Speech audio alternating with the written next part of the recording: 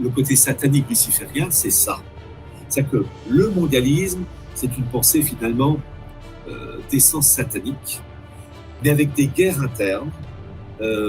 Donc cela ne peut que finir en catastrophe. Le communisme, c'est la version parachevée du mondialisme. Le mondialisme, c'est quelque chose de profondément satanique, de destruction du genre humain, de son abaissement moral, et tout ça, pour les humains qui seront encore en vie, le surveiller, un collectivisme, un traçage dans tous les domaines, enfin bref, un esclavage via l'intelligence artificielle, via le numérique. Bonjour Pierre Hillard. Bonjour Yang. Et bienvenue à l'émission Esprit français. Écoutez, merci de me recevoir. C'est la première émission et je suis ravi de la faire avec vous. Est-ce que tout d'abord, est-ce que vous pouvez vous présenter pour les personnes qui vous ne connaissent pas encore? Bon, eh bien, écoutez, je donne des cours dans des écoles de commerce et écoles de journalisme. J'ai un doctorat en sciences politiques. J'ai fait aussi d'histoire et études stratégiques et politiques de défense. Et à l'origine, ma thèse de sciences politiques, c'était sur la vision qu'a l'Allemagne de l'Europe du Moyen-Âge jusqu'à aujourd'hui dans le cadre de l'Union européenne. Et c'est mon livre « Minorité et régionalisme » qui est donc l'expression de cette thèse, qui est disponible. Et je me suis rendu compte, il y a à peu près 25 ans de ça, donc cela ne me rajeunit pas, qu'il y avait derrière ces politiques une pensée, une idéologie qui s'appelle en fait le mondialisme. Et là, j'ai véritablement creusé le sujet, d'où de nombreux ouvrages, Atlas du mondialisme, Archives du mondialisme, et puis Sionisme et mondialisme, c'est la trilogie. J'ai écrit d'autres livres sur la fondation Bertelsmann, ou encore des ouvrages sur la marche irrésistible d'une valeur mondiale. Et mon dernier livre, qui est sorti à fin mars 2022, c'est donc aux éditions Culture et Racines, des origines du mondialisme à la grande réinitialisation, donc le Great Reset. Et en fait, ça part très loin dans le passé, parce qu'il y a un fond spirituel dans le mondialisme, et jusqu'à aujourd'hui, et avec un sous-titre, paganisme, écologie, réparation, covidisme et sacrifice. Alors, sacrifice, c'est un mot qui contient divers thèmes. En fait, le sacrifice ultime, c'est la guerre. Et c'est ce que je dis en bout de cours, c'est que pour parachever un idéal de nouvel ordre mondial, via la pensée mondialiste, il faut un sacrifice humain finalement. Hélas, je m'en passerai de ce... Mais quand on étudie les auteurs, cette pensée mondialiste, il faut parachever cette gouvernance mondiale par un sacrifice global permettant de passer d'un monde ancien à un monde nouveau. C'est le principe Ordo ab Chaos. La situation actuelle repose sur un travail ancien de personnes qui ont agi il y a 30 ans, 50 ans, 100 ans. Et là, aujourd'hui, en 2022, on en voit les fruits. Voilà. C'est ça donc l'objectif de mon livre, des origines du mondialisme à la grande réinitialisation, avec une centaine de pages d'annexes, et certaines étant en couleur. Voilà. Justement, vous êtes vraiment spécialiste du mondialisme. Vous avez écrit beaucoup de livres à ce sujet. Et aujourd'hui, on va parler du mondialisme. On va parler de sa racine, ses fruits et son avenir. Oui. Et tout d'abord, je sais que concernant l'origine du mondialisme, vous avez basé sur la Bible. Et, exact. Le mondialisme, c'est d'abord une pensée spirituelle qui consiste à détruire les fruits du christianisme, plus exactement du catholicisme, dans le domaine spirituel, avec ses conséquences politiques, c'est-à-dire les États s'inspirant des référents catholiques. Et le principe du mondialisme, c'est de détruire ce qu'on appelle l'incarnation. Dans le cas du catholicisme, il est dit, il y a 2000 ans, que le Christ était le Messie, le Fils de Dieu incarné, vrai homme et vrai Dieu. Il a créé, entre guillemets, une entreprise qui s'appelle l'Église, avec l'objectif de faire en sorte que les hommes et les femmes, peu importe leur couleur de peau, le catholicisme veut dire universel, puissent sauver leur âme et aller au ciel. Et puis, vous avez eu des États qui ont été christianisés, catholisés, qui ont construit des modèles politiques en relation avec l'Église. Et c'est que la France finit l'Église. Et on observe au cours des siècles, en particulier, ce qu'on appelle des hérésies. Ça s'appelle l'arianisme, au 3e, 4e siècle après Jésus-Christ, mais vous avez bien d'autres, les cathares au 12e siècle, vous avez aussi le protestantisme, etc. Et on observe à chaque fois dans ces mouvements de pensée une volonté de détruire les critères du catholicisme, c'est-à-dire la Sainte Trinité, le rejet de la Sainte Vierge et la destruction du sacerdoce. Et ça s'est manifesté de manière éclatante d'un point de vue historique avec la Révolution française de 1789. La France, jusqu'en 1789, reposait sur le baptême de Clovis. Alors la date qui est convenue, c'est la date de 496, le baptême de Clovis, Clovis païen, marié à une sainte, Sainte Clotilde, va se convertir au catholicisme grâce à l'évêque Saint-Rémy. Et c'est ça qui va donner l'âme spirituelle de la France, qui fait que le roi de France, qui est sacré à Reims, devient le lieutenant du Christ. C'est-à-dire que le Christ est le chef supérieur et le roi de France, son lieutenant, son bras droit, si je puis dire. Et ce principe va durer de Clovis jusqu'à Louis XVI, 1300 ans. Donc, c'est quand même l'âme de la civilisation française. Et avec la Révolution française de 1789 et la mort du roi, le 21 janvier 1793, le lieutenant du Christ, le roi de France, qui est décapité, eh bien, c'est la mise à mort de ce lien spirituel entre le Christ et son représentant politique sur Terre. Donc, c'est la fin d'un monde. Et vous avez eu la même chose avec Vatican II, avec la volonté de détruire le lien entre le pape, qui est le vicaire du Christ. Voilà. Et la Révolution de 89, avec Napoléon, ces principes révolutionnaires de déchristianisation, de décatholisation au profit d'une élite bourgeoise, d'argent, de la haute finance. Et dans cette histoire, les Rothschild jouent un rôle capital, et je vais en parler un tout petit peu parce que c'est un élément clé, c'est que vous allez avoir Napoléon Ier qui va répandre, de par son génie militaire, les principes de la Révolution de 1789 partout en Europe. Et puis cette Europe, après 1815, va répandre ses principes révolutionnaires partout avec les colonies. Et la Chine sera entre autres touchée à la fois par le monde français, mais surtout par le monde anglo-saxon, où les Anglais ont eu un comportement pas toujours très délicat à l'égard des Chinois au XIXe siècle. Voilà. Et donc il faut comprendre ça. Et en fait, vous avez à partir de 1789 un basculement politique et spirituel qui est que, dans le cas de la France, et c'était un phénomène similaire dans les pays catholiques européens, vous aviez une autorité politique faite d'hommes et de femmes plus ou moins droits, plus ou moins intègres, la nature humaine étant ce qu'elle est, il ne faut pas être puriste, mais il y avait au moins une volonté de créer un cadre politique à finalité spirituelle. À partir de 1789, et principe qui se répand donc dans toute l'Europe, vous avez une élite bourgeoise avec des grandes familles financières, et la plus célèbre, comme je l'ai cité, c'est Rothschild, qui impose un idéal matériel de jouissance des biens de ce monde lié à un modèle d'organisation dont la finalité est d'aboutir à une gouvernance mondiale. Et quand je dis le rôle de la finance, et en particulier des Rothschild, lorsqu'on lit des travaux de spécialistes comme Fritz Backhaus, qui est le directeur du musée du judaïsme de Francfort, il explique très bien, à partir des archives Rothschild de Londres, donc en s'appuyant sur des références irréfutables universitaires, il explique très bien, et je m'en suis servi dans mon ouvrage, pour dire qu'en fait, les Rothschild ont financé la guerre des Anglais contre Napoléon Ier.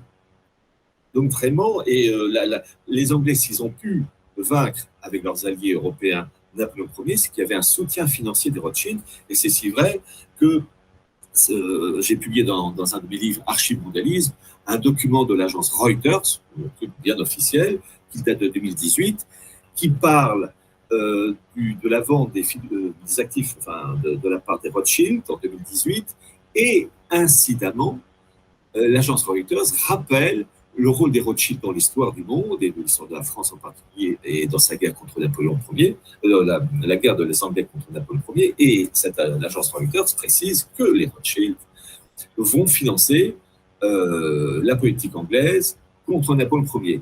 Donc, pour montrer qu'il y a en fait, à partir de 1789, le forum de Davos qui se met en place, d'une certaine manière, mais avec d'autres noms. C'est-à-dire que l'idée est là, le principe d'une élite financière animée de principes matérialistes en vue d'une gouvernance mondiale. Et dans cette histoire, le monde anglo-saxon, à partir du XIXe siècle et après la défaite française de 1815 Waterloo, mène une politique de conquête du monde et de diffusion de cet idéal, je mets idéal avec des guillemets, matérialiste, financier, et on vit sur cet acquis, si je puis dire. Mais on précise une chose, et après je vous laisse la parole, au sein de ce milieu mondialiste, vous avez des bagarres internes. Il ne faut, et ça c'est capital à comprendre, que ça soit autrefois et aujourd'hui en 2022, vous avez la maison, je veux dire la maison mère, mais qui est subdivisée en différentes factions qui se tirent dans les pattes, qui se font des guerres internes. Et vous avez au XIXe siècle, en fait, des bagarres, par exemple, entre la City de Londres et le président américain, je dis bien 19e siècle, Andrew Jackson, qui était président de 1829 à 1837 aux États-Unis. Pourquoi j'en parle? Parce qu'il faut comprendre ça pour comprendre, par exemple, la politique de Trump. En fait, Andrew Jackson, qui était franc-maçon, il ne faut pas l'oublier, était grand patron de la Grande Loge de Tennessee, la source est officielle, rassurez-vous, ne voulait pas qu'il y ait la création d'une banque indépendante du pouvoir politique. Il s'y opposait et la City de Londres faisait tout pour, dans les années donc 1830, pour imposer ce modèle. Et Andrew Jackson, président des États-Unis à cette époque, a réussi à mettre la City de Londres en échec. Et cette banque indépendante ne verra le jour qu'en 1913 avec la Fed. Donc, pour vous dire que ce qu'on voit aujourd'hui, c'est un phénomène ancien où vous avez différentes banques. La Banque d'Angleterre, c'est elle qui a ouvert la banque indépendante pour la politique qui impose ses vues, c'est 1694. Donc ensuite, vous avez eu la Fed, mais vous avez aussi la Banque impériale allemande au XIXe siècle, puis vous avez auparavant la Banque de France. Et aujourd'hui, toutes ces banques, la Banque d'Angleterre, la Banque du Japon, la BCE, la Fed, sont réunies dans une super banque qui s'appelle la BRI, la Banque des règlements internationaux en Suisse, à Bâle, qui est la maison mère, la banque des banques.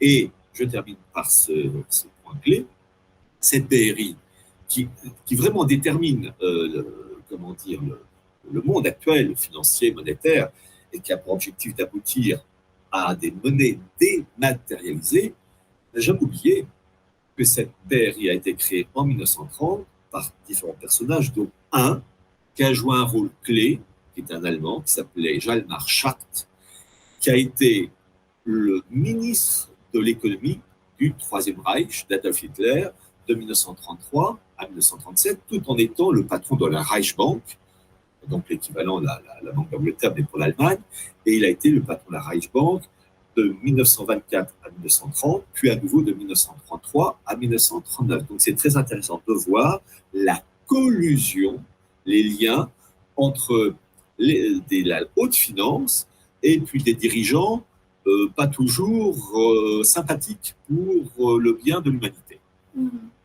Mais en fait, tout à l'heure, quand j'ai écouté l'ensemble, au début, vous avez parlé aussi de la Révolution française et le mondialisme est une idéologie. Et oui. ça me fait penser, en fait, parce qu'en Chine, le communiste chinois, en tout cas pendant la Révolution culturelle chinoise, justement, ce qu'il a fait, c'est vraiment détruire ce lien entre l'homme et le ciel. Il a rasé tous les temples. Justement, pour eux, quand on détruit la racine, c'est-à-dire la culture traditionnelle chinoise, raser cette fondée de bouddhisme et de taoïsme, ça peut faire chuter la moralité. C'est comme ça qu'il peut, c'est-à-dire ce communisme qui est basé sur l'athéisme et le matérialisme, c'est comme ça qu'il peut contrôler le peuple. Exact. Et je suis entièrement d'accord avec vous, Ying, parce que voyez-vous, la Chine est victime, le peuple chinois est victime aussi du mondialisme, du matérialisme via ce communisme. Et il faut savoir qu'il y a eu un soutien des élites anglo-saxonnes à l'arrivée de Mao Tse-tung. Ça peut paraître choquant parce qu'en fait, il y avait des bagarres entre factions chinoises, mais vous avez eu un soutien, et parce que le communisme chinois représente cet idéal, je mets bien avec des guillemets, que je déteste, en fait, de matérialisme, destruction de toute spiritualité, et qui va de pair avec la chute de la morale. Et le monde anglo-saxon a joué un rôle capital déjà au XIXe siècle. La Chine a souffert de la présence anglaise. Les Anglais, vous savez, sont des...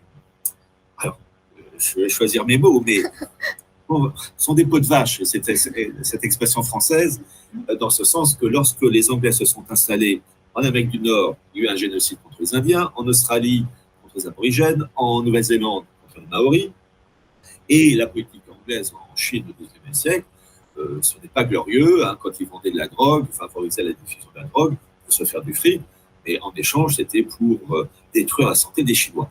Donc, le monde anglo-saxon vraiment joue un grand rôle, et il a joué un rôle, et ne jamais oublier aussi malheureusement le rôle de la France, que la Révolution française, c'est parti de France, cela s'est diffusé, et finalement la Chine a été victime d'un système politique, idéologique, qui vient de l'Occident, via la Renaissance, le protestantisme, l'alliance conclue au XVIIe siècle entre les élites juives des Provinces-Unies, Pays-Bas aujourd'hui, dirigées par Menasseh Ben Israël, avec Cromwell, la révolution de Cromwell, 1656, qui va faire en sorte que la puissance financière juive des Provinces-Unies va, vers les années 1656-1660, aller des Pays-Bas, Provinces-Unies, à la City de Londres.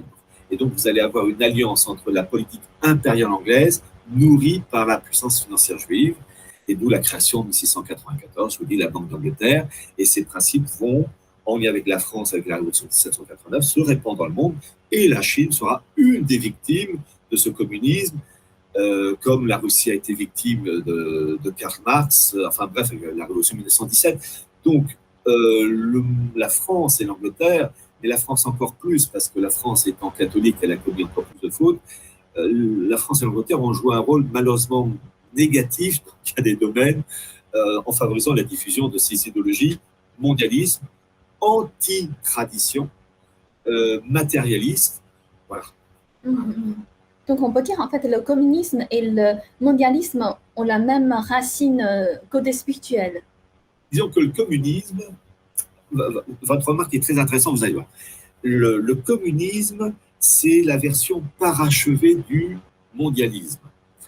Et quand on regarde, là, à cause de vous, je vais vous montrer, je vais vous montrer un document, j'ai plusieurs cartes en couleur. Alors, je vais vous montrer un document qui est un timbre, vous allez comprendre, qui a été émis par la Cité du Vatican en 1985 en l'honneur de Thomas More, auteur de l'ouvrage Utopia, sorti en 1516. Voilà, est-ce que vous voyez ce timbre? Oui. Bien. Et puis, il y a une autre carte que je vous montrerai, la carte de The Economist. Je vous montrerai ça après. Pourquoi je montre ce timbre? Thomas More. Thomas More a été, dit des bêtises et fait des bêtises. Il s'est récupéré, donc on est au début du XVIe siècle, il a été ensuite canonisé, il s'est rendu compte de ses erreurs. Mais avant de se rendre compte de ses erreurs, Thomas More, et vous allez comprendre ensuite avec la Chine, et en fait l'esprit mondialiste, Thomas More a rédigé donc en 1516 un livre qui s'appelle Utopia. Et Utopia est le premier ouvrage de l'époque chrétienne exprimant un idéal de gouvernance mondiale, de matérialisme, d'esprit collectiviste, ou une égalité sociale, où tout le monde est surveillé, tout le monde doit déménager de sa maison tous les 10 ans afin de ne pas s'enraciner. C'est très moderne, mais moderne dans le mauvais sens du terme, et ces principes mondialistes, marxistes avant l'heure. Donc, pour bien faire comprendre que ce qu'on voit aujourd'hui, ce n'est que la conséquence d'un long programme. Je vous dis, on a le document de référence, le premier texte de référence, c'est Utopia de Thomas More, 1516, on est en 2022, vous voyez, il y a... Et en fait, Thomas More ne fait que reprendre un programme hérité d'une pensée talmudique et kabbalistique, d'une organisation de la planète, matérialisme, sur fond d'une spiritualité talmudo-kabbalistique, collectiviste, de surveillance, Voilà.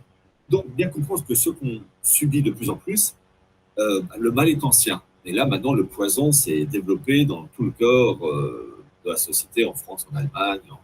Donc, l'objectif, c'est ce que j'explique dans ce livre, c'est de créer un nouveau, un cadre politique, financier, spirituel, détruisant le christianisme pour élaborer une architecture. Et vous allez voir la modernité de ces propos. Il y a la volonté de réparer le monde, c'est-à-dire d'effacer les marques spirituelles, politiques issues du christianisme pour reconstruire un monde en fonction des référents talmudiques et kabbalistiques. Cette réparation du monde s'appelle dans la Kabbale le Tikkun Olam, et la version en anglais, c'est Great Reset. En français, la grande réinitialisation. Et c'est si vrai que j'ai publié la couverture de Time de novembre 2020 avec la planète Terre et un échafaudage pour réparer cette Terre. Voilà. Ça s'appelle Great Reset. En fait, c'est une version kabbalistique qui s'appelle Tikkun Olam. C'est-à-dire qu'il faut réparer le monde pour aboutir à une gouvernance mondiale avec des monnaies dématérialisées, l'identité numérique qui est derrière, le contrôle de toutes les populations, le crédit social. Là, la Chine connaît ça, principe qui commence à s'introduire en France et dans les États européennes. En Italie, à Pologne, ils ont lancé un début de crédit social sous forme de jeu, mais vous savez, on commence par un petit bout, et ensuite on étend la chose. Tout à fait. Ben justement, en fait, les mondialistes aujourd'hui sont organisés et sont coordonnés, c'est-à-dire au-delà d'un pays. Est-ce que cette force mondialiste occidentale sont en train de rejoindre justement le communiste chinois? Alors, le communisme, pris d'un point de vue général, est la forme aboutie du mondialisme. La Chine, voilà. La Chine est un modèle. C'est ça. Brzezinski, qui est mort il y a peu de temps, parlait du modèle chinois avec chaleur. J'avoue que ce n'est pas très encourageant. Mais, comme je l'ai dit tout à l'heure, vous avez des bagarres internes au sein de ces milieux.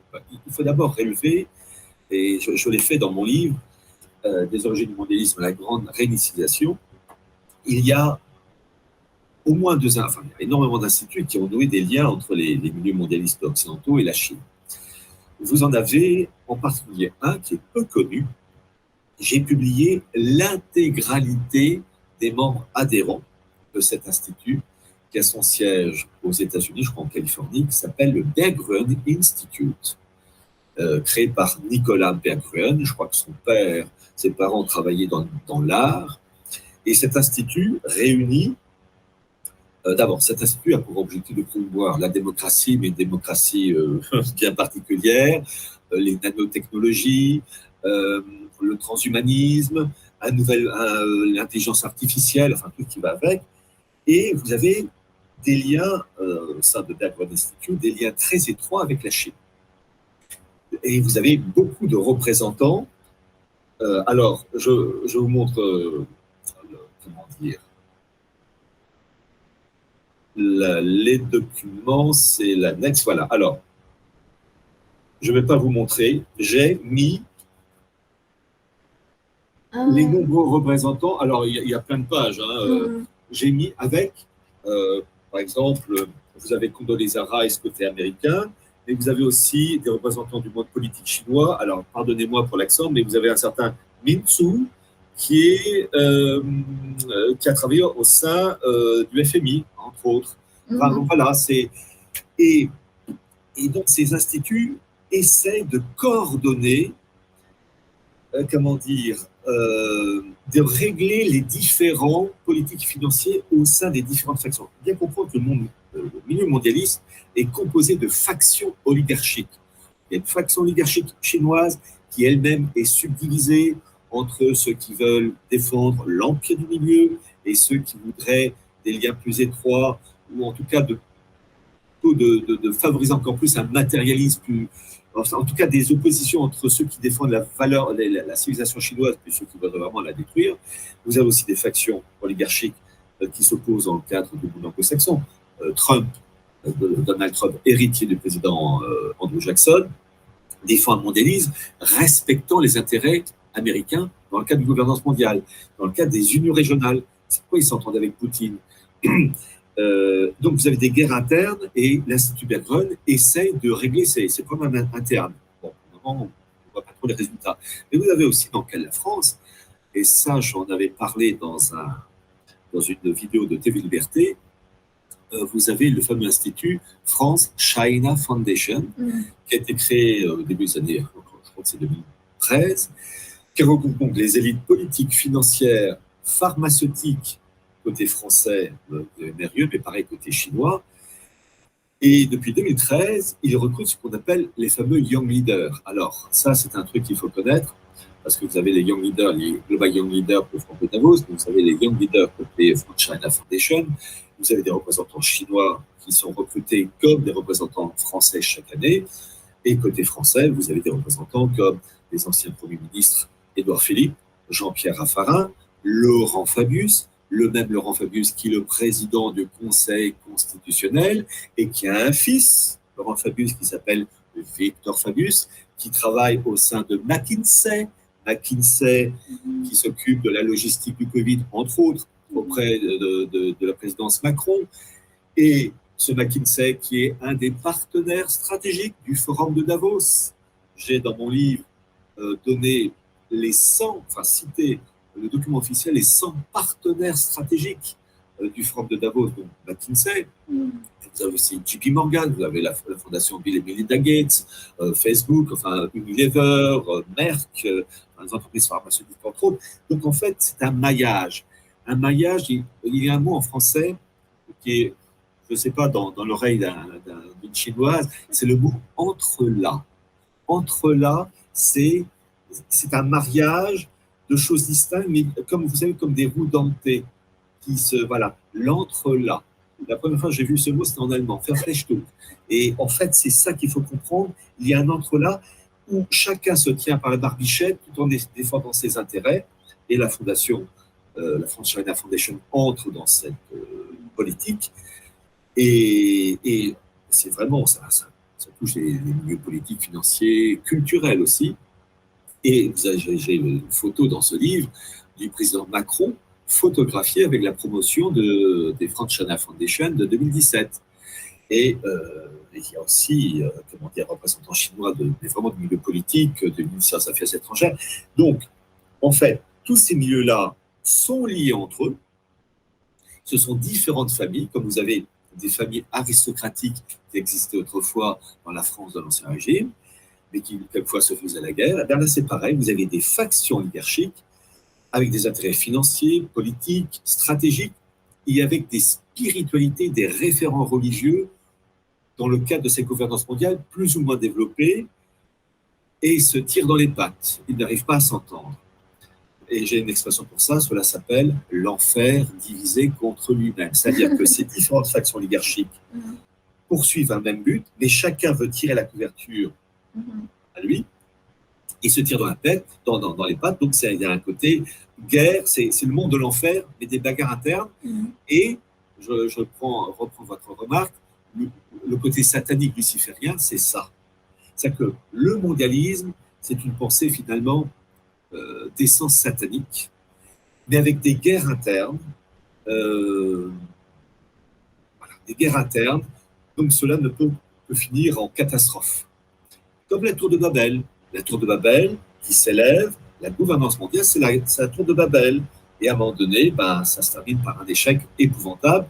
Mais le problème, c'est que vous, Ying et moi, et tout le monde, on est dans cette tour de Babel, et quand elle va se casser la figure, avec la crise financière qui arrive, le krach financier, l'euro qui est dans très mauvaise position, le dollar aussi, puisqu'il faut rappeler que ce qui se passe actuellement, c'est en fait pour détruire le dollar en faveur d'une monnaie mondiale dématérialisée, et que la Chine, dans cette histoire, joue un rôle très très important dans le cadre des monnaies numériques que la Banque centrale, la Chine, a lancé en février de cette année, le premier modèle de yuan numérique, et que l'euro prend la suite, le dollar aussi. Après, vont-ils réussir à parachever la chose? Point d'interrogation.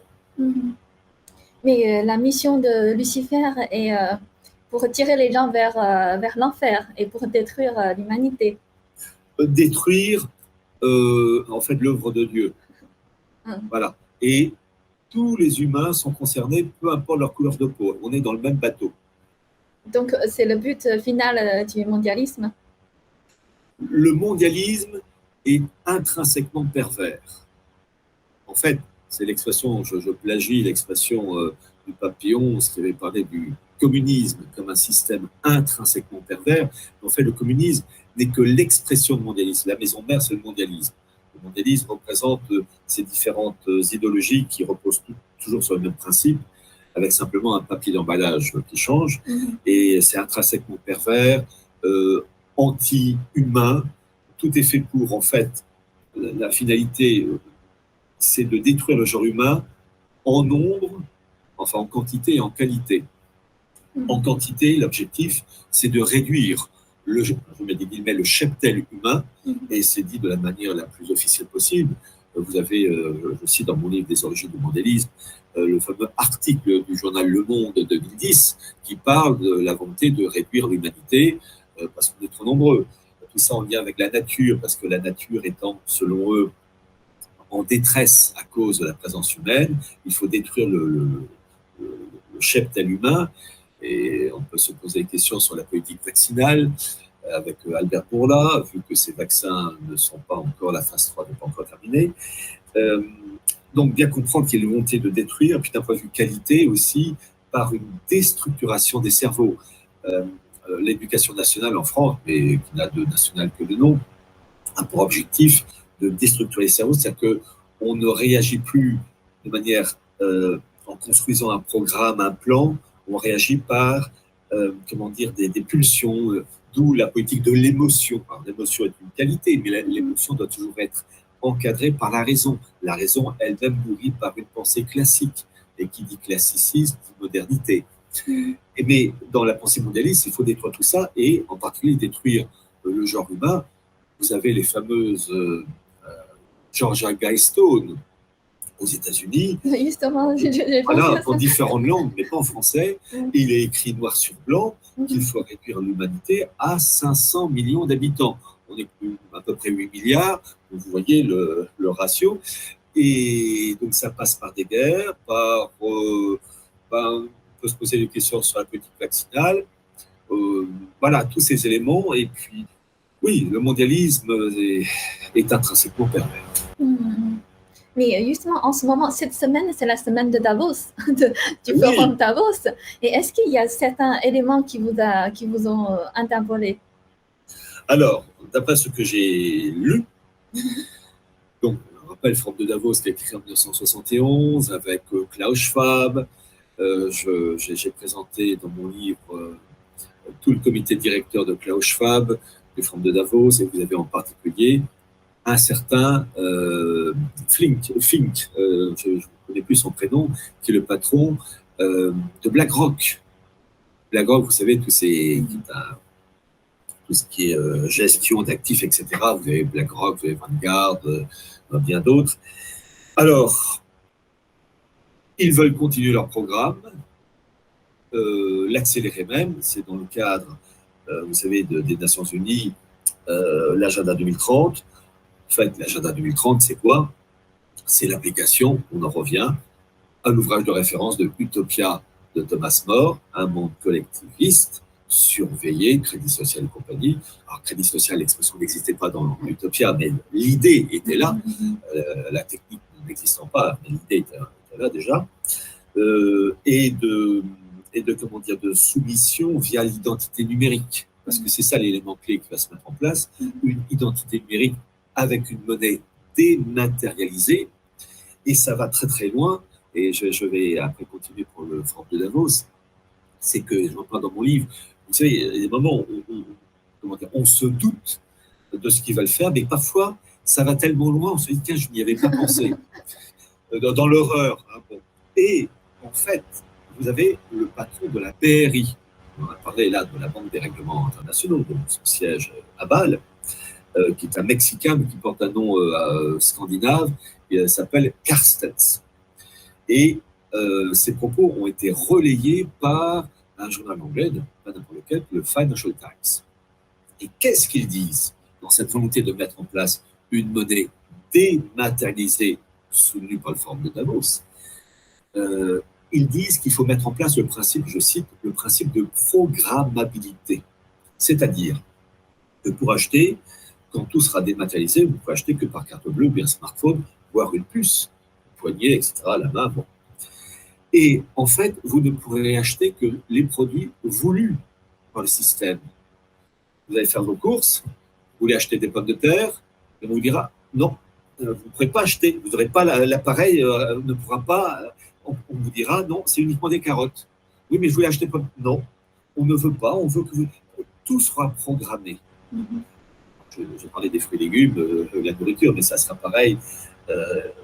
En fait, la finalité du programme, c'est, comment il s'appelle, Klaus Schwab qui l'a bien dit, et redit, lui et ses compères. Là, actuellement, c'est le 26 mai que s'est terminé la réunion de Davos. La finalité, c'est, pour 2030, c'est prévu pour 2030, un peu avant, peut-être un peu après, peu importe, c'est vous ne posséderez rien et vous serez heureux. Et en fait, c'est le programme d'Utopia, c'est le principe collectiviste du modèle chinois ou de la révolution bolchevique de 1917. C'est le même principe, avec la technique en plus, qui est, et là, Klaus Schwab l'a bien dit, la fusion de nos identités physiques, biologiques et numériques. C'est-à-dire que l'homme sera connecté via l'intelligence artificielle, le numérique, etc., à un réseau informatique qui fera qu'on ne sera plus humain. Et c'est là où il y a le fond de cette spiritualité, c'est de faire en sorte que l'être humain puisse se fondre dans un grand tout spirituel qui est en lien avec la gnose. La gnose qui est la connaissance et qui dit ceci, que l'être humain, vous, moi, tout le monde, nous sommes des parcelles du divin et grâce à la science, nanotechnologie, intelligence artificielle, etc., on puisse remonter à la maison mère, à la source divine pour se fondre dans un tout divin. Alors que dans le christianisme, vous, moi, n'importe quel humain, on est marqué par le péché originel et on ne peut s'élever vers Dieu que par une grâce donnée par Dieu via confession, etc. Donc, ce sont deux mondes qui s'opposent et là, le Forum de Davos ne fait qu'accélérer le programme, l'encourager, mais, et c'est la situation actuelle, c'est que vous avez, comme je l'ai dit, des bagarres internes au sein du monde de Davos, en particulier avec la Russie. La Russie, pour le moment, la Russie de Poutine ne rejoint pas les principes promus par le Forum de Davos, par Klaus Schwab. Alors, doit-on croire que les gentils, c'est le monde russe, et les méchants, Forum de Davos? On est sur Terre, et sur Terre, gentil méchant, ça n'existe pas. En fait, vous avez, dans le monde russe, il faut d'abord savoir que, ça aussi, vous avez en gros deux factions. Vous avez une faction russe qui est pro-Davos et qui n'arrive pas pour le moment à imposer ses vues. Et puis, comment il s'appelle, Vladimir Poutine, qui, lui, veut défendre un concept, alors, apparemment plus traditionnel. Et c'est là, il faut rentrer sur un sujet délicat, mais qui doit être dit. En fait, vous avez, et j'en parle dans mon livre, une chose très intéressante, un article qui est sorti en 2014, il y a 8 ans de ça, de Times of Israel.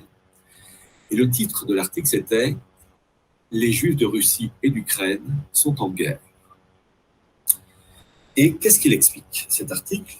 Mais il y a eu d'autres articles de ce style allant dans ce sens.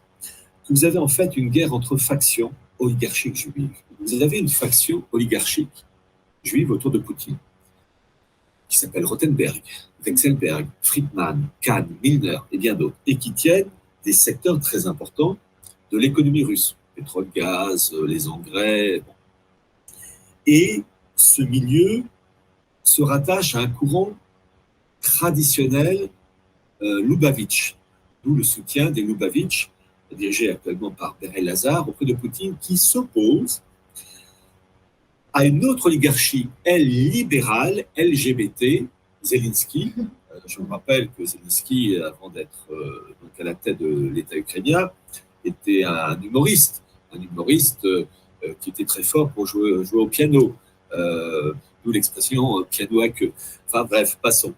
Et ce Zelensky a été promu par une oligarchie entre Kolomoïski, LGBT, qui est, elle, pro-occidentale. Donc vous avez en fait des oppositions d'ordre spirituel, philosophique, entre une pensée classique juive, Loubavitch, hassidisme, qui s'oppose à des principes libéraux, occidentaux, LGBT, mariage pour tous, etc. Et à cela, il faut ajouter évidemment des oppositions d'ordre financier, d'ordre économique, politique. Donc ils n'arrivent pas à s'entendre dans l'architecture de la gouvernance mondiale. Un Poutine qui veut des unions régionales, l'Eurasie, l'Union européenne, l'Amérique du Nord, la Chine, et outre cette architecture, une tourne d'esprit des référents religieux et philosophiques qui ne correspondent pas au monde occidental. Et le programme de cette gouvernance mondiale a été publié de la manière la plus officielle possible, et j'ai montré la carte tout à l'heure, par The Economist. Bon, The Economist, c'est la famille Rothschild, c'est aussi la famille Agnelli, une famille industrielle italienne très puissante, où ils ont présenté une carte de la gouvernance mondiale avec un bloc, Eurasia pour la Russie, l'Amérique du Nord et l'Union européenne réunis en un seul bloc, et le monde chinois qui s'appelle Confuciania, le monde indien Hinduland et le monde musulman Islamistan. Et ils ont sorti cette carte, cet idéal de gouvernance mondiale, en septembre 1990, et je vous montre cette carte qui est à l'annexe 23 de mon livre. Voilà. Alors, cette carte-là est sortie dans The Economist. C'est The Economist, hein, septembre 1990, il y a 22 ans. Et vous avez Confuciania ici. Et donc, voilà ce que le projet de la City de Londres, des blocs réunis avec une monnaie dématérialisée. Et, vous savez, nos adversaires, ils nous présentent le programme avec la femme. En fait, je vais vous présenter The Economist de 2019 et The Economist de mai 2021. Vous avez à gauche The Economist de 2019 avec Poutine, le profil de Poutine à côté des 4 cavaliers de l'Apocalypse, avec l'homme de Vitruve qui porte un smartphone, le QR code. Vous voyez la modernité. Et l'autre, The Economist de 2021, la monnaie mondiale dématérialisée avec, non pas In God We Trust, mais In Tech We Trust, et avec un triangle et un œil là. Voilà. Donc, vous voyez, c'est ça que j'essaie d'expliquer. Vous avez un aspect matériel, monnaie dématérialisée, une architecture gouvernementale, des unions régionales. Ils n'arrivent pas à s'entendre entre eux, avec en arrière-fond un fond spirituel. Tout à l'heure, en fait, par rapport à ce que vous avez dit des programmes, enfin, des choses programmées, ça me fait penser, c'est exactement ce qui s'est passé à Shanghai pendant le confinement. Oui. Je ne sais pas ce que vous savez, en Chine, en fait, le confinement, ce n'était pas comme en France, le confinement. C'est-à-dire les gens sont vraiment emprisonnés chez eux. Oui. Ils ne peuvent pas sortir faire des courses. En fait, même avec l'argent, il peut acheter seulement le gouvernement qu'il a proposé. Il ne peut pas acheter tout ce qu'il veut. Et de plus, tout leur bien, la propriété, c'est-à-dire le gouvernement, il peut prendre à tout moment. Oui. C'est-à-dire, déjà, tous les logements qu'il achète, les maisons, tout ce qu'il achète, c'est jamais appartient à eux-mêmes, c'est juste 70 ans. Déjà, tout appartient à l'État. Et pendant le confinement, même les policiers peuvent entrer à n'importe chez qui. Ils peuvent casser le serrure et entrer, prendre n'importe quel objet. C'est vraiment... C'est l'utopia. C'est ça. C'est la matérialisation d'un idéal manifesté et rédigé par Thomas More, Utopia. Ce que vous décrivez, c'est ça. Donc, on pensait que ça peut arriver Bien sûr. Simplement, les pays occidentaux ont un peu plus de retard. Mais on est sur le même chemin. Simplement, en fait, la gouvernance mondiale, c'est de faire en sorte que tout le monde marche au même pas. Il y a des décalages entre la Chine, Madagascar, la France, les îles Kerguelen et le Pérou. Enfin, je caricature volontiers, mais l'idéal, c'est de prendre l'ensemble de l'humanité et de l'amener vers un but collectiviste de surveillance généralisée, d'esclavage. Pensez bien qu'avec l'identité numérique qui arrive, la dématérialisation de tout, on va être des... En fait, je vais vous dire, le programme, on le connaît. Vous regardez les films de science-fiction. Vous voyez, par exemple, Elysium avec Jodie Foster, c'est un film qui est sorti il y a quelques années. Vous avez une humanité appauvrie, bigarrée, métisse, qui vit dans la pauvreté mais qui souffre, et vous avez une super élite, la caste, qui vit dans un immense vaisseau, dans ce film Elysium, qui domine la Terre, et eux, ils vivent dans un monde de perfection, enfin, apparemment, matériel, etc. Et l'immense vaisseau spatial, quand on le regarde de la Terre, c'est l'élite, hein, eh bien, c'est un pentagramme. Eh oui. Et vous avez tous ces films de science-fiction qui montrent un monde futur. Vous avez toujours une élite vivant dans un cadre matériel sophistiqué de la plus grande des modernités, et vous avez une masse humaine qui vit au jour le jour pour survivre et qui se bat à mort dans un cadre matériel sorti, de souffrance énorme. Ben, on y va. On y va. C'est pauvre de nous. Oui, ça fait peur. Hein. Et en fait, en 2015, j'ai vu que vous avez préfacé le livre La guerre secrète contre les peuples, et qui suppose que les élites préparent un génocide de masse de l'humanité pour mieux la contrôler grâce aux armes bactériologiques, aux implants, aux nanoparticules, aux génies génétiques. Ce sont des choses basées sur des faits, enfin basées sur comme les preuves. Ben, vous savez, comme j'ai dit tout à l'heure, le fond de la spiritualité, il faut un sacrifice expiatoire pour aboutir à cette idée de gouvernance mondiale, et il faut sacrifier le genre humain, enfin une bonne partie, Georges Gaisson en particulier le dit bien, pour réduire à 500 millions d'habitants, et il faut donc, via les guerres, via... Je vais vous donner une réponse, mais bien précise. Il faut, dans leur esprit à ces gens-là, et après je vous donne un autre exemple, aboutir à une destruction de l'humanité pour passer à l'étape supérieure, Ordo ab Chaos. Et ça passe par tous les cas de figure. Et vous avez ce fameux universitaire israélien, Gershom Scholem, qui est mort en 1982, qui avait parfaitement compris la pensée mondialiste, via le messianisme qui va avec, et il dit ceci, et vous allez voir, comme c'est malheureusement moderne, je le cite, dans tous ces textes, dans toutes ces traditions, l'annonce de cataclysmes sans lesquels les apocalypses ne peuvent se concevoir est décrite en images fulgurantes qui revêtent toutes sortes de formes, guerre mondiale, révolution, épidémie, famine, catastrophe économique, avec le krach économique qui arrive, mais aussi apostasie, profanation du nom de Dieu, oubli de la Torah, la loi, et rejet de tout ordre moral allant jusqu'au renversement des lois de la nature. LGBT, quoi. Donc, et dans leur esprit à eux, de ces mondialistes, cela s'appelle les souffrances de l'enfantement. Quand une femme est sur le point d'accoucher, c'est quand même douloureux, sauf avec la péridurale, d'après ce que me disent mes sœurs. Bon, bref. Quoique, c'est quand même pas une partie plaisir.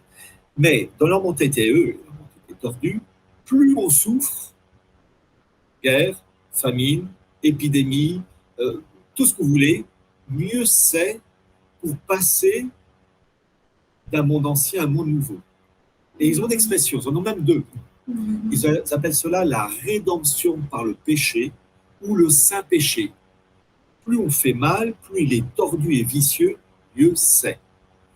Et donc les souffrances de l'enfantement, plus ces souffrances de l'enfantement via famine, épidémie, catastrophe économique, financière, plus elles sont importantes, plus on arrive à cet idéal.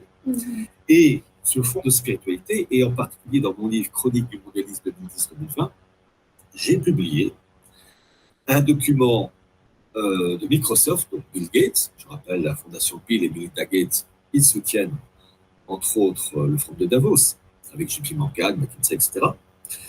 Eh bien, la fondation Gates a déposé un brevet Microsoft pour contrôler l'activité corporelle du genre humain, donc l'activité de la chaleur, etc.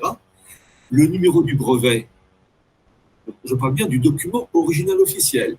Le numéro du brevet, c'est 06 06 06 6 6 6, qui est la marque de la bête. Il n'a pas mis 07 2 4 8 10 4 57. Non, c'est 6 6 6. Et c'est pourquoi je répète, pour ceux qui veulent nous entendre et qui sont curieux, qu'il faut jongler en permanence entre des aspects matériels, physiques, économiques, politiques, stratégiques, avec la spiritualité qui est derrière et qui est d'essence satanique. Le mondialisme, c'est quelque chose de profondément satanique, de destruction du genre humain, de son abaissement moral, et tout ça, pour les humains qui seront encore en vie, le surveiller, un collectivisme, un traçage dans tous les domaines, enfin bref, un esclavage via l'intelligence artificielle, via le numérique. Donc c'est pas terrible. Mais selon l'Apocalypse de Bible de Saint Jean, est-ce qu'avec la guerre, la Covid aussi, la famine bientôt qui va arriver, on est vers... alimentaire. C'est ça. Donc on est vers la fin des temps. On est... Non. On s'en rapproche, mais je vais vous dire, ce n'est pas la fin du monde que vous allez connaître. C'est la fin d'un monde. Parce que nos ennemis, ils vont gagner des batailles, mais ils ne gagneront pas la guerre. Parce que, comme je l'ai dit tout à l'heure, notre chance, ils sont divisés en factions diverses. Et ils se tirent dans les pattes, ils s'opposent. Donc, ils s'autodétruisent. Le problème, c'est que nous, on est avec eux. Donc, il y a quand même... voilà. Mais il n'y a pas, un chef unique. Il y a des subdivisions. Et si on a un esprit chrétien, il faut savoir que le mal ne peut pas avoir le dernier mot. Ça, c'est-à-dire, c'est la chose qui apaise. C'est-à-dire que le mal ne peut pas avoir le dernier mot. Il gagne des batailles, il ne peut pas gagner la guerre. Mais c'est à nous, vous, grâce à cet entretien, et je vous remercie encore de m'accueillir, c'est à des personnes comme vous, moi, etc., et bien d'autres, d'être conscients de ce que veulent faire nos ennemis, diffuser l'information, prévenir, et vous aurez évidemment toujours des hommes et des femmes qui ne voudront pas voir la réalité, bon, tant pis pour eux, et vous avez des personnes qui sont soucieuses de connaître les coulisses et qui vont se réveiller et qui, dans leur vie de tous les jours, agiront pour mettre les grains de sable qui empêcheront la mécanique mondialiste d'aller jusqu'au bout. Voilà. Je crois beaucoup à cette méthode de diffusion d'informations à partir de preuves, et je crois aussi, et là l'être humain a une caractéristique, c'est ce qu'on appelle l'instinct de survie, qui fait que lorsqu'on commence à avoir du mal à manger, parce qu'il y a une pénurie alimentaire qui plus est organisée, qui est voulue, lorsqu'on a des problèmes en tout genre pour terminer les fins de mois, eh bien, il y a un instinct de survie qui fait qu'on a envie de lutter, on a envie de comprendre. On a aussi la rage à l'égard de ceux qui sont à l'origine de nos maux, M-A-U-X. Et donc, dans le malheur, on souffre, mais on est beaucoup plus, actif pour réagir. Lorsqu'on a tout, quand on a un frigidaire bien rempli, quand on peut chauffer son appartement sans problème, quand on peut avoir une vie matérielle douce, ça ne fait pas un guerrier. La personne, quand elle a faim, quand elle n'arrive plus à se vêtir, quand elle ne peut plus donner à manger à ses enfants, l'homme, en général, l'homme et la femme, ils se rebellent et ils sont prêts à se battre. Et pour cela, il faut malheureusement souffrir. En fait, l'instinct de survie n'est que le reflet, la conséquence d'une détérioration de la situation matérielle qui oblige l'homme à sortir de ses gonds et à lutter. Et c'est triste à dire, mais il n'y a que le malheur. Je dis toujours, j'en ai même écrit dans ce livre, en fait, il faut la guerre du feu et Mad Max. La guerre du feu, vous savez, c'est le côté primaire de la préhistoire, où les hommes luttent pour avoir de la braise, pour obtenir le feu. Et Mad Max, le film avec Mel Gibson, je crois, vous avez des bagarres, des guerres dans un cadre fou, matériel, moderne. Et c'est la réunion de ces deux éléments. Ce sont ces éléments-là qui vont réveiller l'instinct de survie et de lutte. Voilà. Mais c'est triste à dire, il faut que le malheur surgisse pour réveiller les gens. Quand le frigo est vide, les gens gueulent. Voilà. Tant que l'estomac est rempli, ça va. Le frigo est vide, les gilets jaunes, c'est ça. Vous savez, il y a des années de ça, on me disait, mais les gens, ils vont réagir comment? Et quand? À chaque fois, je disais, quand le frigo sera vide. Les gilets jaunes, c'est ça. Ça, le fait que la France et les États européens, ça ne concerne pas que la France, ont subi une invasion migratoire qui fait que l'âme de nos pays, ce qui faisait la France, l'Italie, ça disparaît. Donc, l'Européen se rend compte quelque chose qui n'est plus comme avant. Et c'est un ensemble. Et en fait, l'objectif du mondialisme, c'est de créer un mélange de toutes les populations. Pour détruire les racines. Plus de peuples chinois, plus de peuples français, allemands, espagnols. C'est créer une bouillie. Et c'est le fondateur de la Pan-Europe, qui s'appelait Richard de Coudenhove-Kalergi, qui est mort en 72, je crois, qui a joué un grand rôle dans le mondialisme, qui disait, dans un livre sorti en 1925, ça s'appelait Praktischer Idealismus, littéralement idéalisme pratique, qu'il fallait créer, je cite son expression, une race synthétique. C'est-à-dire un mélange complètement, enfin bref, de déracinement complet. Et je rebondis, je vous ai cité la Pan-Europe. Pourquoi? Parce que j'ai cité en particulier dans les annexes 1 et 2 de mon livre les représentants de la Pan-Europe France. Vous aviez Jacques Chirac, vous aviez Alain Juppé, Michel Barnier, Hélène Carrère d'Ancos et un certain Raymond Barre. Raymond Barre qui était dans les années le président Giscard, Premier ministre dans les années 70. Et pourquoi Raymond Barre, membre de la Pan-Europe? Il a été dans les années 80 aussi membre du comité financier du Forum de Davos avec un certain Elliott Trudeau, à l'époque Premier ministre du Canada, qui est mort et c'est son fils actuellement là. Et ce groupe financier dirigé par Raymond Barre, dans le Club de Davos, était là pour faire avancer la machine mondialiste.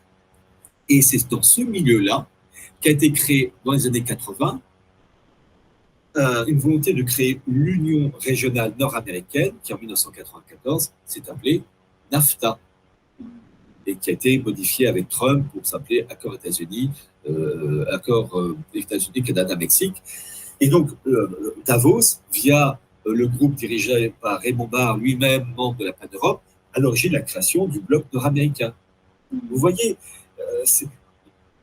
j'essaie d'expliquer que ce qu'on voit aujourd'hui, c'est la conséquence non pas de dizaines d'années, mais de siècles de préparation plus ou moins rapide, plus ou moins efficace. Et là, on arrive au bout du bout.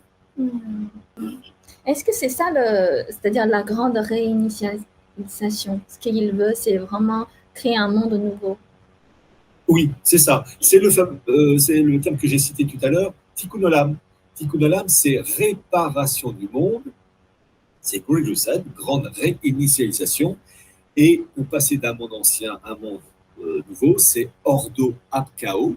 Ordo, un ordre qui naît du chaos, guerre, famine, la citation que je vous ai faite, crack économique, financier, tout ce que vous voulez. Et donc, on y va. Je vais vous dire, j'ai compris, je raconte ça dans mon livre, vous avez chaque année, aux États-Unis, une réunion des grands patrons de la Fed, la Banque Centrale Européenne, Banque du Japon, etc., à Jackson Hole. Et en août 2019, vous avez eu le représentant à l'époque de la Banque d'Angleterre qui s'appelle McCartney. Il a quitté ce poste, maintenant il a d'autres postes, dans le cadre de la protection de la nature, des Nations Unies, il est membre du Bilderberg aussi, enfin bref, il a plusieurs casquettes. Il est membre aussi du comité directeur du Forum de Davos, donc vous voyez le niveau de McCartney. Et j'ai mis la citation, et j'avoue que j'aimerais bien vous la citer, Il parle en août, voilà, j'ai trouvé. En août 2019, du chaos qui va arriver, qui va faire en sorte que le dollar va sauter. Il parle de la monnaie chinoise. Pour que le renminbi, la monnaie chinoise, devienne une monnaie véritablement mondiale, il en faut beaucoup plus. Écoutez ce qu'il dit, août 2019. En outre, l'histoire enseigne que la transition vers une nouvelle monnaie de réserve mondiale risque de ne pas se dérouler sans heurts. Vous savez, c'est la méthode anglo-saxonne, très tasse de thé, qui annonce un malheur énorme, mais d'une manière, vous savez, très pudique, très réservée. L'augmentation du renminbi pourrait, avec le temps, fournir une seconde meilleure solution au problème actuel du FMI. Mais la première meilleure solution consisterait à mettre en place un système multipolaire. L'avantage principal d'un système multifonctionnel multipolaire est la diversification. Et dans son esprit, il faut mettre en place, je le cite, une monnaie hégémonique synthétique. Et en fait, c'est la monnaie dématérialisée et la Chine dans cette histoire est la figure de proue, même si l'Angleterre à l'origine, je crois que c'est l'Angleterre, la Banque d'Angleterre qui avait lancé le projet d'une monnaie dématérialisée, mais c'est la Chine, je crois à partir de février de cette année, 2022, qui a lancé le programme. Et l'euro, pour la suite, je crois que pour l'euro, ils doivent mettre ça en place à partir de juillet, enfin l'été 2023. Pareil pour le dollar. Donc en fait, on voit il faut d'abord casser le monde ancien, le détruire, d'où, à cause de vous, je suis obligé de vous montrer. Je vais vous montrer. Je vais d'abord cacher. Je vais vous cacher ça. Vous avez The Economist, qui en 1988 a présenté la couverture, je veux dire 1988, de la monnaie mondiale, le phénix, naissant d'un brasier où le dollar est détruit. Soyez prêts pour la monnaie mondiale. Alors, ils avaient prévu ça pour 2018, enfin à l'horizon. Et vous avez les Jeux Olympiques de Londres. En 2012, regardez, vous avez le phénix qui surgit d'une surface covidienne qui ressemble au virus du Covid. Et vous avez le FMI, dont sa dirigeante s'appelle Kristalina Georgieva, qui fait partie forte de Davos, qui raconte le monde post-Covid, et vous avez un phénix qui surgit d'un virus. Pour vous dire, comme il y a une expression en français, ils ont de la suite dans leurs idées. La suite dans les idées. Donc en fait, il y a la volonté de détruire le monde dans lequel on vit, le monde hérité de 1944, Bretton Woods, un chambardement. Alors, je vous dis, on va assister à un krach économique, financier. L'euro est flageolant, le dollar aussi. L'endettement général, mondial, ça se termine en guerre civile, en guerre tout court, et après, dans leur espoir tordu, tel un phénix, renaître, descendre pour créer un nouvel ordre mondial. Mais est-ce qu'il y aura bientôt un grand jugement comme écrit dans la Bible? Un grand, pardon? Un grand jugement. Un grand jugement. Vous savez, dans la Bible, à la fin jugement. C'est oui. ça. Alors. C'est-à-dire, le mal sera puni et les minorités des hommes. Rassurez-vous, s'ils ne sont pas punis sur Terre, ils auront une sérieuse correction l'au-delà. Il y a un côté infernal dans cette histoire. Le gagnant des batailles n'est pas la guerre. Donc, ils seront punis. Et heureusement, ils seront punis en proportion des fautes commises. Bon. Donc, rassurez-vous de ce côté-là. Mais c'est à nous, par cette prise de conscience et grâce à une émission comme la vôtre, de pouvoir diffuser ces informations pour alerter les gens. Et je crois beaucoup le bouche à oreille qui fait que chacun, à son niveau, favorise la déstabilisation du système. Il n'y a pas de secret avec Macron qui va vouloir accélérer son programme. Il faudra aller dans la rue et manifester. Et quand je dis manifester, il faudra manifester. Et pareil en Angleterre, pareil en Allemagne, pareil dans les pays. Et vous savez, imaginez 2 millions de Français dans les rues de Paris en train de gueuler et dire on ne veut pas, ils auront beau mettre des rangées de CRS, voire même peut-être des chars, et tirer dans la foule, ça c'est tout à fait possible. Il y aura des morts, Mais on n'arrête pas 2 millions, 2 millions, 3 millions de personnes enragées. En fait, il faut que les personnes, les Français, les Espagnols, les Italiens, poussent une gueulante et par paquet de millions se jettent dans les rues. Et en face, ils ne pourront pas nous arrêter. Mais il faut d'abord une prise de conscience. Il faut que l'instinct de survie se réveille. Et après, on sort de chez soi et on rentre dans l'art. Bah, du coup, avant de terminer notre interview, quel est votre message pour les élites qui veulent en fait décider le destin de l'humanité? C'est l'hubris. L'hubris, vous savez, cette volonté de tout avoir, etc., l'exagération en tout.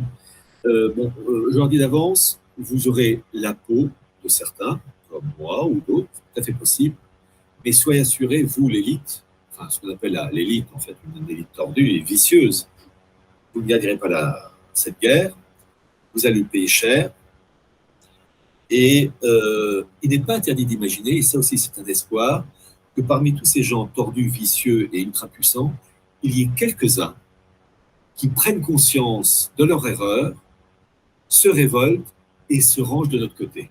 Il ne faut pas trop rêver non plus, mais il suffit de quelques-uns, vous savez, il y aurait 1 ou 2% à se révolter au sein de ces élites, ça peut faire basculer bien des choses, et j'ai cet espoir, et même si la situation est absolument accablante, j'ai terminé mon livre en disant « la roue tourne ».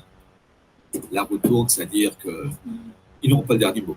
Okay. Merci beaucoup, Pierre. Merci beaucoup, Lynn, de m'avoir invité à votre émission. Merci infiniment.